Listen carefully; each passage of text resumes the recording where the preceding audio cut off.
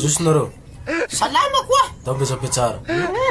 Akory baba. Ao Balatsy nandeha koa. Stop. Le tsara koa iha rasta. Vakina fahatany loha ty bakatsy andesy akoha.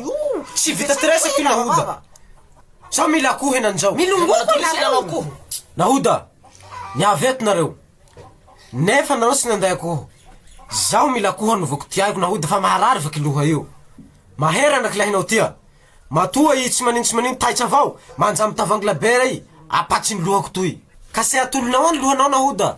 Ihe io niteraky brisili. Anaky lahinao mahery loha ka hilako akoho amizay. Laha nanao tsy nanday akoho mandesa jala.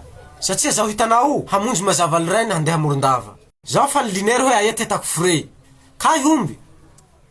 Nareo moroanaky handoko fre handehanako. Ka ataovy tiresanao horeko. Tai be koa. Lefa demerde koa mila fureno na koa anto frenda ty. Ndanila anjangony. Lohatsy sy dikan'retika fa nanino laha Ka nahotsy baina ampiala atao tseka miala amitsano toy 3 km. De vakiko tseka koa lohan'io. Ay tena zao hialato. aya koa. Ifamonady nareo zao. Hafa zao. Saila jala say. Sekeko. Antovy jala handeha na Morondava handeha raha zao. Parizo azy baina. Mbotsy amin'olo tsika. Fa mboita na Manjene. Defo an'izao mimpoly indroy. Masa tsy hainao zay. Hainao hoe angalako polisy gajako. Manjao tsay. Finao zao nahoda mipako iny. Pahevinareo jalako zay. Ka manaova za mody miady nareo roe. Zaho tsy hilongo. Zao laha ty filongo tamanao. Zay efa pilongo avao faela zay. Filongo valiko anjany. Ino henanao be voka aminy. Fomba manao kory zany ty henankelako anareo. Valiko tsy ampitao. Be voka aminy henany io. Rariny zany io. Mivolana nahoda rariny va henany io. Rariny mahitaka an'io. Iha koa imbena.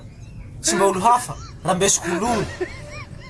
Hametsako plety nareo mibaba. Valiko kay tigajanao azy. Ao kana Morondava mazava ny ray.